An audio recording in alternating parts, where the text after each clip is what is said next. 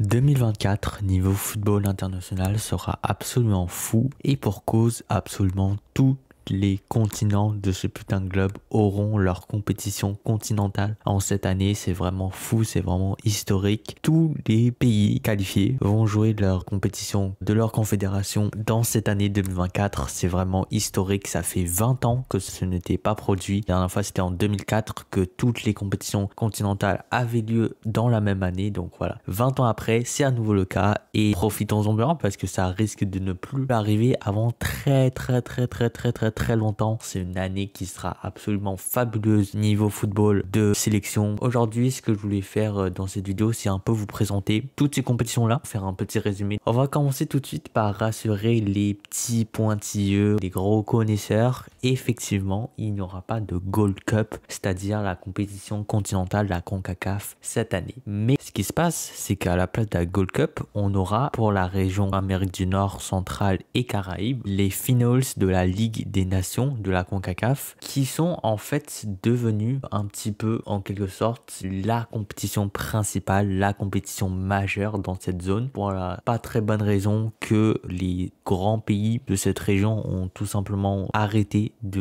mettre leur focus sur la Gold Cup et ils décident de se concentrer sur la Ligue des Nations. Donc en fait là pour vous prouver j'ai mis l'effectif des États-Unis, le plus grand pays de cette région pour la Gold Cup en 2023 et je vous ai mis également leur effectif pour les finals de la Ligue des Nations également en 2023. Vous pouvez voir que la différence de qualité est absolument flagrante, ce qui fait que en gros la Ligue des Nations de la CONCACAF s'est rendue la compétition. C'est pour ça que techniquement ça compte quand même. Toutes les informations de base que je vous présente, je vais pas les passer un à un parce que on n'aura pas le temps pour ça. Mais en gros vous pouvez voir qu'il y a 4 équipes participantes pour justement ces finals, mais que au départ pour l'entièreté de la Ligue des Nations il y avait l'entièreté des équipes de la CONCACAF quoi. Pour voir ça sera sur One Soccer si vous êtes au Canada, si vous êtes en France, ça sera soit sur CONCACAF Go, donc le site, je vous mettrai le lien dans la description je pense, mais sinon en fait vous pouvez tout simplement retrouver ça sur la page YouTube de la CONCACAF, ça sera gratuit tandis qu'au Canada il faudra payer. Pour ce qui est du stade, donc les 4 matchs, les demi-finales, la petite finale et la finale se passeront dans ce magnifique AT&T Stadium d'une capacité de 80 000 places à Arlington au Texas, États-Unis. Pour le format et les équipes qualifiées, c'est ça, le tirage a déjà été effectué, ça sera une demi-finale Panama, Mexico d'abord, puis États-Unis, Jamaïque. Les deux perdants s'affrontent pour la petite finale et les deux gagnants s'affrontent pour la grande finale. Pour chaque compétition, je vais vous présenter un peu mon équipe favorite selon moi, mais ça reste vraiment selon ma vision des choses, selon mon interprétation. Par contre, je pense qu'il n'y a pas vraiment de débat. Pour ce qui est de la Ligue des Nations de la CONCACAF, ça serait vraiment déconnant pour les États-Unis s'ils ne gagnaient pas. Ils partent ultra favoris parce qu'en gros, c'est déjà eux qui ont gagné les 2 précédentes éditions. Ils sont vraiment ultra dominant dans cette région là et pour cause ils peuvent s'appuyer sur des joueurs très importants même en Europe qui commencent à se faire connaître hein. C'est quand même des joueurs d'une très grande qualité. Maintenant on va passer donc à la deuxième compétition, cette fois-ci dans la zone CONMEBOL, c'est-à-dire Amérique du Sud, bien sûr la Copa América, et la petite particularité de cette édition c'est que elle sera organisée en coopération avec la CONCACAF dans la zone Amérique du Nord, ce qui fait que ça sera un tournoi à 16 équipes avec les 10 équipes de la CONMEBOL et les 6 meilleures équipes de la CONCACAF. C'est aussi un peu pour ça que je me suis permis de dire au début de la vidéo que tous les continents jouaient leur compétition majeure puisque techniquement du coup maintenant pour cette édition la CONCACAF fait aussi partie de la Copa América. Donc voici les informations un peu de base. Au Canada ça sera retrouvé sur RDS et en France j'ai mis l'équipe mais je vous invite vraiment à faire des recherches par vous-même quand ça sera le moment parce qu'en gros le diffuseur officiel pour l'édition 2024 n'est pas encore connu, il n'a pas été encore attribué en France. Pour les précédentes éditions c'était la chaîne L'équipe qui a diffusé mais du coup on sait pas si ça sera reconduit ou pas. Par contre au Canada c'est sûr que ça sera RDS, ça y a pas de problème. Les dates ça sera du 20 juin au 14 juillet donc quasiment sur les dates de l'Euro. Pour les stades et les villes je vous les mets ci-dessous, vous pouvez voir que voilà ça se passera aux États-Unis dans les grands et beaux stades de football américain américain. Et la grande finale se jouera dans ce magnifique encore Hard Rock Stadium à Miami aux États-Unis. Pour ce qui est des groupes et des nations participantes, vous pouvez les voir ci-dessous. Je vais pas tout commenter encore une fois. Et pour ce qui est du format, c'est ultra simple, hein. Il y a 4 groupes de 4 équipes.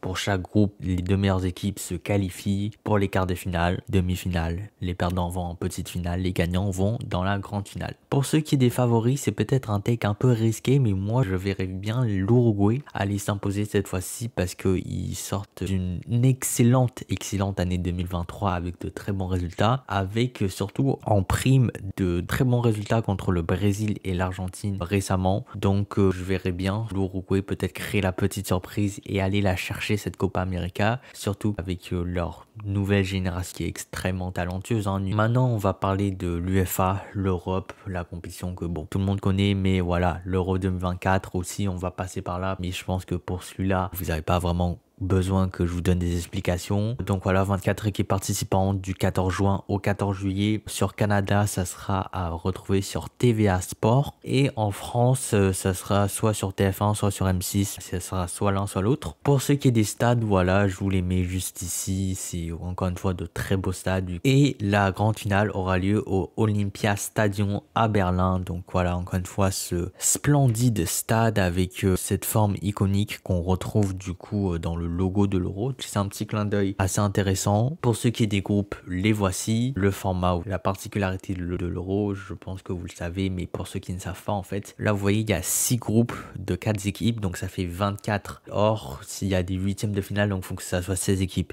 Si vous savez compter, vous savez que les 2 premiers qui avancent, ça fait 12 équipes. Il manque 4 équipes et en fait, les 4 équipes restantes, ça sera les meilleurs troisièmes. Dans l'Euro, dans des compétitions à 24 comme ça, il y a cette histoire de les 4 meilleurs troisièmes de groupe se qualifient pour les huitièmes de finale aussi. Après ça, c'est un format plutôt classique, c'est-à-dire huitième, quart de finale, demi-finale et finale. Maintenant, pour l'équipe favorite, alors ça encore une fois, c'est peut-être un avis assez risqué, mais j'ai pas mis la France, j'ai mis l'Angleterre à la place. Ils sortent d'une grande série de désillusions, demi-finalistes en 2018, finalistes en 2021, quart de finaliste, mais ils tombent contre la France en 2022, donc ils sortent d'une série de résultats assez décevants où ils ont été très proches d'aller la remporter mais n'ont pas pu accéder à la victoire finale. Et je pense que 2024 ça sera la bonne pour eux. J'espère vraiment que ça sera la France qui gagnera, hein, vous savez, mais honnêtement je pense que l'Angleterre ça peut être leur année. Après vous allez venir, c'est vrai que vu que l'Euro 2028 se passera en Angleterre, ça ferait du sens qu'ils aillent la gagner là-bas, mais après je vous dirais que le foot c'est comme ça, hein. Je pense que ça serait un peu trop beau pour vrai. Aussi il faut savoir qu'on a quand même une génération anglaise,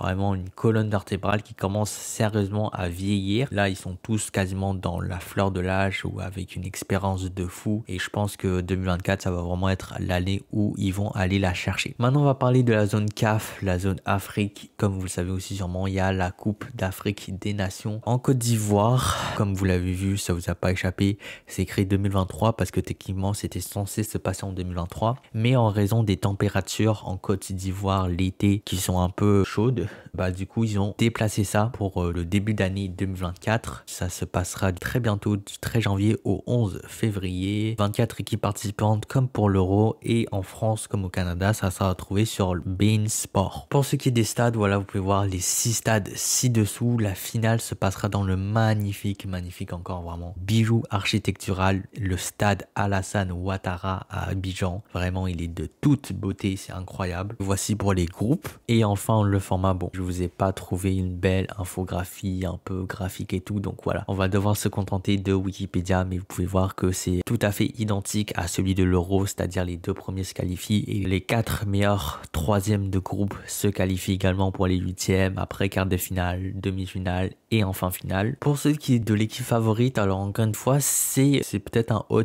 take, mais moi franchement je vois bien la Côte d'Ivoire aller la chercher à domicile. On sait qu'ils seront devant leurs fans, ça fera toute la différence. Ils ont d'excellents joueurs, mais vraiment à tous les niveaux, hein. Kousounou et Diomande en défense, des gars comme Sangaré, Fofana au milieu de terrain, Sébastien Haller, même s'il est blessé, il risque de pouvoir revenir durant la compétition. Donc vraiment de très bons joueurs un peu partout. Je pense qu'ils sont vraiment armés pour aller la chercher. Maintenant, on va parler de la compétition qui aura lieu en même temps que la Coupe d'Afrique des Nations dans la zone Asie, donc la Coupe d'Asie des Nations, tout simplement. Ceci également était censé avoir lieu l'été 2023, sauf que le Qatar, vous le savez, c'est un pays extrêmement chaud et bah du coup, ils l'ont également repoussé en janvier-février 2024 pour que les températures soient un petit peu plus supportables. C'est exactement pareil que l'Euro et la Coupe d'Afrique des Nations. 24 équipes participantes du 12 janvier au 10 février. Au Canada, ça sera retrouvé sur l'abonnement Paramount Plus, ça c'est sûr et certain. En France, par contre, c'est vraiment pas sûr. Les précédentes éditions ont été diffusées sur Eurosport, mais pour cette édition-là, on n'a aucune information. En fait, officiellement, il n'y a pas de diffuseur. Je suis vraiment désolé les gars, j'ai fait de mon mieux pour essayer de vous trouver ça, mais vraiment, je crois qu'il n'y a pas de diffuseur, ça sera pas diffusé en France. Soit vous vous mettez avec un VPN sur un autre pays, ou peut-être vous pouvez bien sûr voir en stream illégal, hein. Je pense que personne vous en voudra, vu que c'est un pays qui est pas diffusé, peut-être même que ça sera gratuit sur YouTube, j'en ai aucune idée, mais en France, officiellement, il n'y a pas de diffuseur. Pour ce qui est des stades, les voici, la plupart c'est des stades de la Coupe du Monde, et la finale aura lieu au magnifique stade de Lusail, qui n'est pas sans rappeler de pas très bons souvenirs pour nous Français, hein. Quand même magnifique le stade de la finale de la Coupe du Monde, vous le savez. Pour ce qui est des groupes, les voici, et pour ce qui est du format, c'est exactement pareil. 4 meilleurs troisièmes se qualifient, les 2 premiers de chaque groupe se qualifient, 8e de finale, quart de finale, demi-finale, finale, voilà. Pour ce qui est de l'équipe favorite, je pense que là, on est tous d'accord pour dire que le Japon part largement favorite, notamment grâce à ses excellents résultats tout au long de l'année 2023, avec en clou du spectacle de très belles victoires contre l'Allemagne et la Turquie. De plus, ils sont des joueurs absolument fantastiques, très jeunes en plus. Je pense que le Japon devrait a priori pouvoir survoler cette compétition-là. Et enfin, on va parler aussi de la zone Océanie OFC, parce que eux aussi vont avoir leur petite compétition, vont avoir leur Coupe des Nations de l'Océanie de l'OFC en 2024, et ça se passera au Vanuatu. Pour ceux qui ne connaissent pas, c'est un petit pays d'île en Océanie, sauf que le truc, la particularité, c'est que vu que c'est l'Océanie, c'est extrêmement mal documenté, et la vraie vérité, c'est que je vais vous montrer ci-dessous, mais il y a vraiment absolument aucune information. Voilà, ça c'est la page Wikipédia, les gars, ça c'est la page Wikipédia de cette putain de compétition, et donc malheureusement, je vais pas pouvoir vous donner les meilleures informations à propos de cette compétition, tout simplement parce qu'il n'y en a pas. C'est trouvable nulle part sur internet. Je pense que ce qui se passe, c'est que eux-mêmes, ils n'ont même pas décidé de comment ça allait se passer. Donc je peux vous montrer des informations un peu voilà comme ça à la va-vite. Le seul truc qui est officiel sur cette page, c'est les dates. Ça se passera du 15 au 30 juin, ça c'est officiel, il n'y a pas de problème, ça c'est décidé. Le reste, ça reste en suspens. A priori, il devrait avoir 8 équipes participantes comme toutes les éditions précédentes. En France, Eurosport, techniquement ils ont les droits, mais pareil, c'est pas sûr qu'ils diffusent. Et au Canada, il y a vraiment aucun diffuseur, aucune information là-dessus. C'est un peu triste, même le stade en fait où ça va se passer, on le sait pas.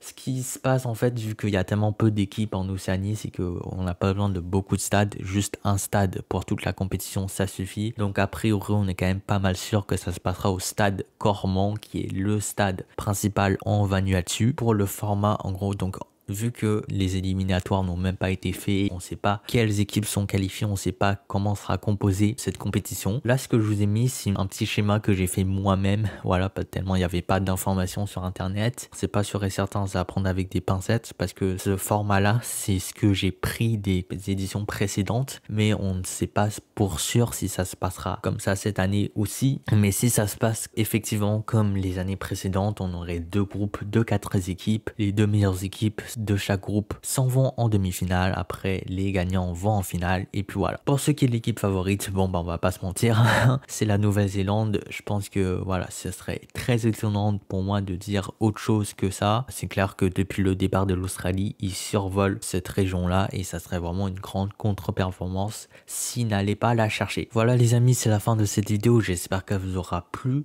Si c'est le cas, n'hésitez pas à rester branché sur ma chaîne, parce que je vais sortir d'autres vidéos un peu comme ça. Je prévois de sortir une vidéo dans quelques jours sur la Coupe d'Asie des Nations pour la présenter en détail parce que je pense que c'est la compétition un peu la moins connue. Et quand on aura plus d'informations sur la Coupe d'Océanie des Nations, je ferai également une vidéo là-dessus, vous présenter cette compétition totalement méconnue. Pour le reste, Copa, Coupe d'Afrique, Euro, je pense que j'ai un peu fait le tour vu que c'est des compétitions quand même très connues. Je pense que vous n'avez pas besoin que je fasse toute une vidéo dédiée pour tout vous expliquer. Et puis pour ce qui est des compétitions de la CONCACAF, donc les finales de la Ligue des Nations ainsi que la Gold Cup aussi, j'ai déjà fait des vidéos là-dessus, donc je vais vous les mettre en description. Mais voilà, vu que c'est déjà fait, vous pouvez aller les voir si ça vous intéresse. Et puis voilà, nous on se dit à très bientôt pour de nouvelles vidéos. Salut tout le monde, c'était François, à plus à la prochaine.